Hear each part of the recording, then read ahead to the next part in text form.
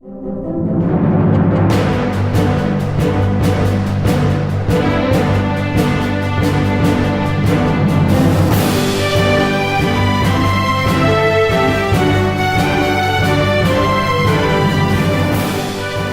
j'ai enseigné à l'université pendant 30 ans. J'ai pris ma retraite en 2000 à peu près, et puis je suis revenu vers 2003-2004. La doyenne m'avait demandé de venir donner un petit coup de main au développement des activités pédagogiques. Alors, c'est comme ça que je me suis réintégré.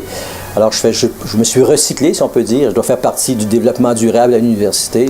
C'est pour ça que je suis là depuis maintenant 2004-2005, pratiquement à plein temps. C'est un cours qui se présente en 13 modules qui, pour chaque module, racontent une histoire à partir de l'Antiquité jusqu'au 20e siècle. Alors, dans chaque module, il y a une présentation PowerPoint.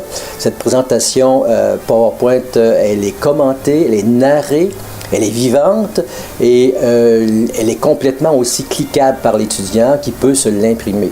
Chaque module a un titre particulier qui incite à la curiosité. Par exemple, vous avez un module qui s'appelle « La poudre des Jésuites », « Le gant de Notre-Dame », « L'île des naufragés ». Alors déjà, l'étudiant, lorsqu'il arrive dans le module, il sait qu'est-ce que c'est la poudre des Jésuites.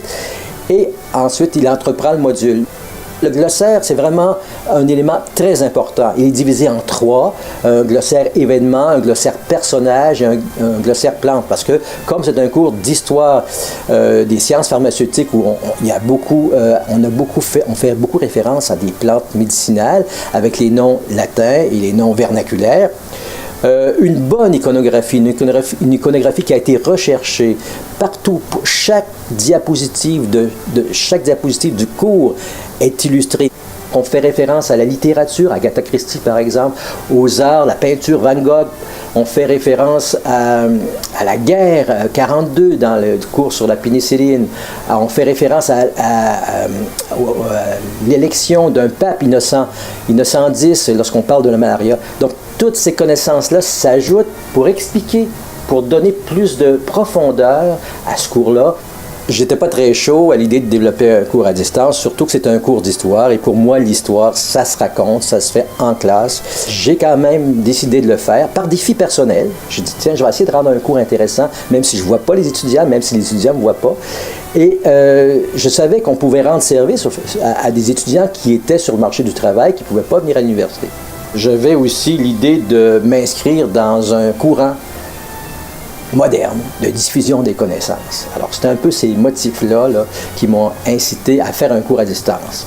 Pour moi, d'abord, c'est la fierté. C'est la fierté de voir que même un professeur retraité peut recevoir un prix de pédagogie, d'enseignement. C'est peut-être un peu normal aussi parce qu'en vieillissant, on s'améliore, c'est comme le vin. Alors, j'imagine que je me suis amélioré. J'avais déjà gagné un prix d'enseignement quand j'étais jeune professeur, et maintenant, je trouve que vis-à-vis mes collègues professeurs, je suis très fier aussi de le remporter, ce prix-là, pour la faculté de pharmacie.